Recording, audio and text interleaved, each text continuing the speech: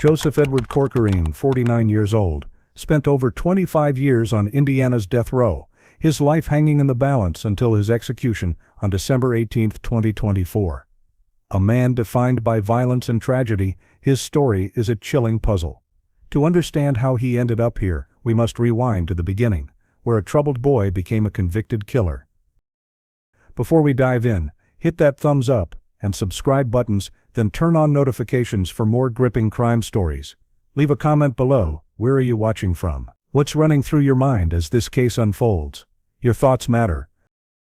Joseph Edward Corcoran was born on April 18, 1975 in Fort Wayne, Indiana, a blue-collar city known for its factories and tight-knit communities. He grew up in Hamilton, a small town nearby, as the youngest of 4 children. His father, Jackie Corcoran, was a former Marine who worked at an electronics company, a man of discipline with a rigid hand. His mother, Catherine, was a homemaker who later trained as a nursing aide and attended business school, trying to keep the family afloat. Joseph lived with his parents, 2 sisters, and his older brother, James, in a modest home that hid brewing tensions. The family later moved to Ball Lake in Steuben County, a quiet rural area, but peace was hard to find in their household. From the outside, the Corcorans seemed like an ordinary working-class family, but beneath the surface, cracks were forming. Joseph's relationship with his parents was strained, marked by constant clashes. Jack and Catherine were strict, enforcing rules that Joseph felt were suffocating. They made him attend church, burned his music tapes, and sold a car he thought would be his, a decision that stung deeply. Neighbors described Joseph as a loner, a boy with movie star-like looks, but no real friends, keeping to himself in a world of his own. His brother James, a Marine like their father, often belittled him, adding to Joseph's sense of isolation. Despite admiring James for his service, their bond was fraught with resentment. School offered no escape. At Hamilton Junior-Senior High School, Joseph struggled academically, barely managing a C average. He was bright, quick to grasp electronics and their mechanics, but his heart wasn't in his studies. Instead, he found solace in darker hobbies, collecting guns and making small explosives, which he'd detonate in the woods. By his late teens, he owned 32 firearms, a mix of rifles, shotguns, and handguns. An alarming obsession for a young man already adrift. These weren't just hobbies, they were signs of a mind turning toward chaos. What drove him to this? Was it the weight of his family's expectations, or something deeper stirring inside? Trouble wasn't far off. By age 15, Joseph's anger was spilling over. He got into fights, and his peers noticed his fixation on violence. Friends later testified that he talked about killing people and animals, even offering $200 and a shotgun to anyone who'd kill his parents. The tension at home was a ticking time bomb, and in 1992, just days before his 17th birthday, it exploded. Joseph was charged with the shotgun murders of his parents, Jack and Catherine, found dead in their Ball Lake home. The evidence was circumstantial, no murder weapon, no witnesses, but the accusations painted a picture of a boy pushed to the edge. Acquitted in November 1992 after a 5-day trial, Joseph walked free. Did he really do it, or did the system fail to bring him to justice? If you're still here, hit that subscribe button as we dive deeper into the crime that later changed the trajectory of his life. The acquittal didn't bring peace. Joseph dropped out of high school at 17, his dreams of joining the Marines like his father and brother fading. He bounced between jobs, dishwasher, cook, machine operator in New Haven, trying to find his place. His sisters helped him get by. But the boy who once seemed salvageable was slipping further away. The stage was set for something far worse, a tragedy that would shock Indiana and seal his fate. What happened next would show just how far Joseph Corcoran had fallen. On July 26, 1997, in a quiet Fort Wayne, Indiana home, 22-year-old Joseph Edward Corcoran committed a horrific act that would shatter lives and leave a community reeling. The events leading to this tragedy were rooted in a mix of personal stress, mental instability, and a deadly fixation on violence. The victims were his brother, James Corcoran, 30, his sister's fiancé, Robert Scott Turner, 32, and their friends, Timothy G. Bricker, 30, and Douglas Dillwell, 30. The crime scene, a modest house shared by Joseph, his sister Kelly Meade Toe and James, became a place of unthinkable loss. In the months before the murders, Joseph's life was unraveling. He was living with Kelly, James, and Kelly's young daughter, in Fort Wayne. Kelly's upcoming wedding to Robert Turner meant Joseph might have to move out, a change that weighed heavily on him. Court records suggest this pressure fueled his growing paranoia. Diagnosed later with paranoid schizophrenia, Joseph was already showing signs of mental distress. He soundproofed his bedroom, believing he was hearing voices, a chilling hint of the turmoil inside his mind. His obsession with firearms grew stronger. So did his collection of military manuals and the Turner Diaries, a hate-filled novel tied to extremist ideology. These were not just hobbies, they were warning signs of a man on the edge. What was he planning in that soundproofed room? On the morning of July 26, 1997, the house was calm but tense. Kelly was out shopping, leaving her 7-year-old daughter at home with Joseph, James, Robert, and their friends, Timothy Bricker and Douglas Stillwell. The men were in the living room, watching TV and talking. Joseph, upstairs in his bedroom, was lying on the floor, restless. He later told police he overheard the men downstairs talking about him, mocking him. Whether real or a delusion fueled by his undiagnosed mental illness, this moment ignited something dark. His anger boiled over, and he made a chilling decision. Joseph grabbed his Ruger Mini 14 semi-automatic rifle, a weapon capable of rapid, devastating fire. But first, he took a moment to protect Kelly's daughter, telling her to stay in her upstairs bedroom to shield her from what was coming. Was this a flicker of humanity, or just part of his cold calculation?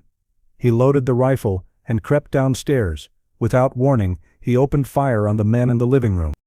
James Corcoran, his older brother, who had once taught him to swim through cruel pranks, was shot multiple times at close range. Robert Turner, Kelly's fiancé, fell next, his life cut short just weeks before his wedding. Timothy Bricker, a friend caught in the wrong place, was gunned down before he could react.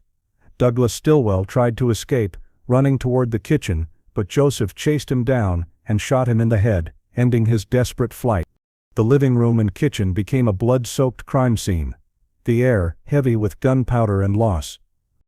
The emotional toll was staggering. Kelly returned home to find her brother, her fiancé, and their friends dead. Her life forever altered. She later told the press that Joseph had ruined her life. The pain of losing James and Robert was compounded by the betrayal of her younger brother. The community of Fort Wayne was stunned, grappling with the horror of a mass murder in a place where people felt safe. The victims' families were left with grief that would linger for decades. James, a former Marine, Robert, planning a future with Kelly, and Timothy and Douglas, whose lives were cut short in a moment of senseless violence. What could drive a man to kill his own family and friends with such brutality? After the shootings, Joseph's actions were eerily calm. He set down his rifle and walked to a neighbor's house, knocking on their door. When they answered, he told them to call the police, admitting he had just shot 4 people. He then returned to his porch, sat down, and waited. No fleeing, no hiding, just a chilling acceptance of what he'd done. When officers arrived, they found a gruesome scene. 3 men dead on couches in the living room, riddled with bullets, and a 4th in the kitchen, shot in the head as he tried to flee. The house was a bloodbath, and Joseph was waiting on the porch, ready to surrender. The investigation moved quickly. Joseph's immediate confession was damning. He told police, "They made me mad, I shot them all," claiming he overheard the men talking about him. Officers found the murder weapon, a Ruger Mini 14 semi-automatic rifle, in the house. Its barrel, still warm. Ballistics tests confirmed it fired the .223 caliber rounds that killed the victims. The precision of the shots, multiple to the torso for James, Robert, and Timothy, and a single fatal headshot for Douglas, showed intent and control. No fingerprints were needed. The rifle was Joseph's part of his massive collection of over 30 firearms, found in his bedroom and a secure attic only he could access. No DNA evidence was noted in reports, likely because the confession and ballistics were overwhelming. The only living witness in the house, Joseph's 7-year-old niece, was unharmed upstairs, shielded by Joseph before the shootings. A detail that intrigued investigators. Joseph's prior criminal history added weight to the case. In 1992, at age 16, He was charged with the shotgun murders of his parents, Jack and Catherine Corcoran, in their Ball Lake home. Evidence was circumstantial, no murder weapon, no witnesses. But Joseph's lack of emotion when told of their death, and his offers to pay friends to kill his parents, raised suspicions. He was acquitted due to insufficient evidence. But after the 1997 murders, his sister Kelly, and even jurors from the 1992 trial, believed he was guilty of the earlier killing. His 1993 conviction for criminal mischief, a Class A misdemeanor, was minor but showed a pattern of trouble.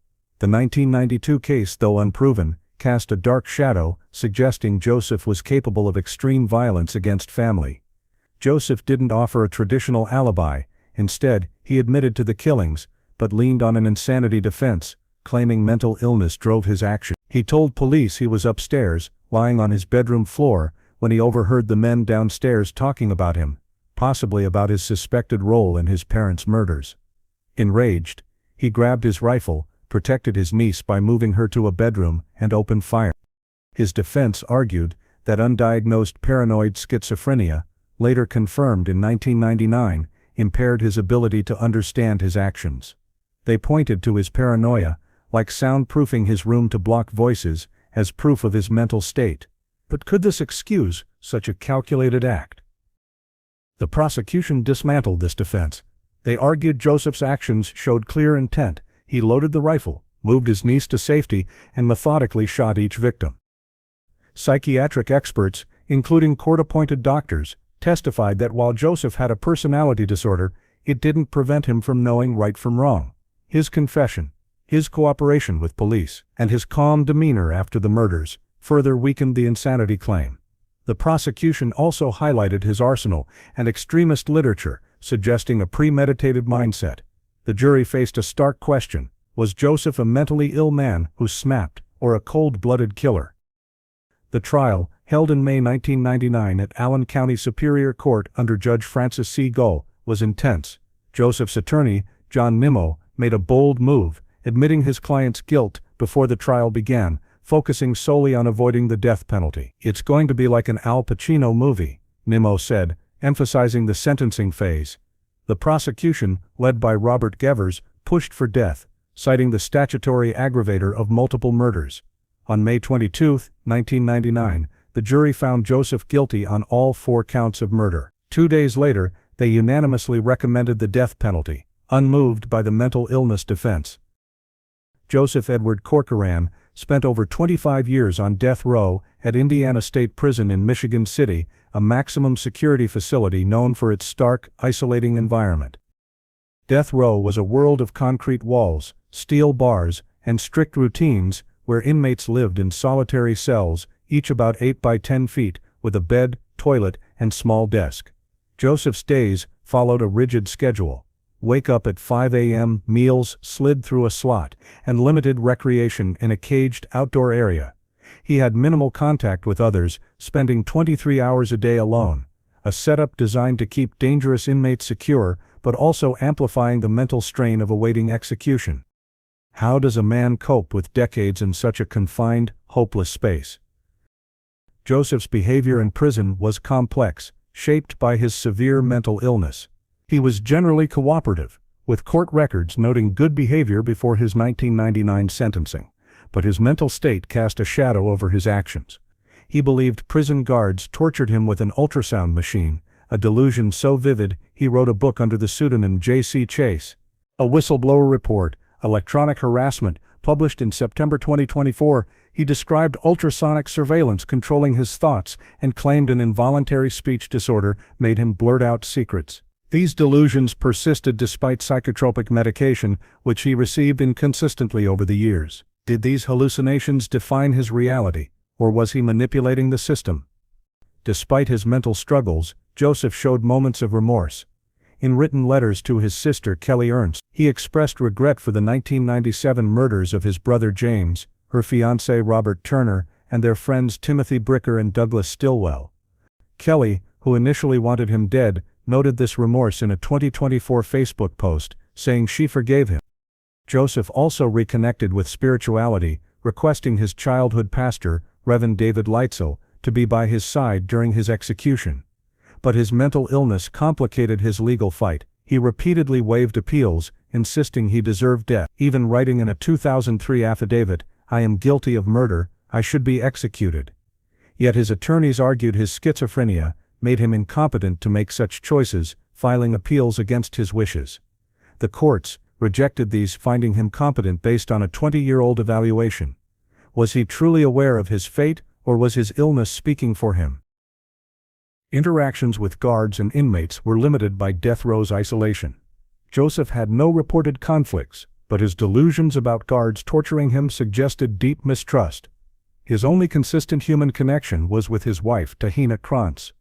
They had met in high school, married and divorced in 2006, and remarried on October 30, 2024, just weeks before his execution. Tahina visited him regularly, advocating for his life and describing his mental struggles. Other inmates, like the 8 remaining on Indiana's death row in 2024, had little interaction with him due to the solitary setup. Joseph's world was one of loneliness, paranoia, and fleeting moments of clarity, all under the weight of his crimes and impending death. On December 17, 2024, Joseph woke early in his cell at Indiana State Prison, facing his last day alive. The morning was quiet, the usual prison routine: breakfast through the slot, likely a simple meal of cereal or toast. He spent the day in solitude, possibly writing or reflecting, though no specific activities were recorded. Tahina visited him that afternoon. Their final moments together were heavy with emotion. She later told reporters outside the prison, "I just want the governor to take into consideration that Joseph is very mentally ill." No other visitors were noted. His sister Kelly chose not to attend, saying, "It would take a piece of me that I will not get back." For his final meal, Joseph requested Ben & Jerry's ice cream. Flavor unspecified, a simple choice against the gravity of the day. By evening, preparations began. At around 12 a.m. on December 18, the execution process started. Joseph was moved to the execution chamber, a sterile room with a gurney and a one-way window for witnesses. Rev. David Leitzel stood by his side, offering spiritual comfort.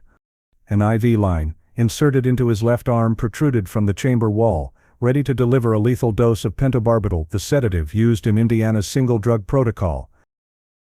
Only one reporter from the Indiana Capital Chronicle was allowed to witness. He was joined by Tahina, her son Justin Krantz, and Joseph's attorney, Larry Comp.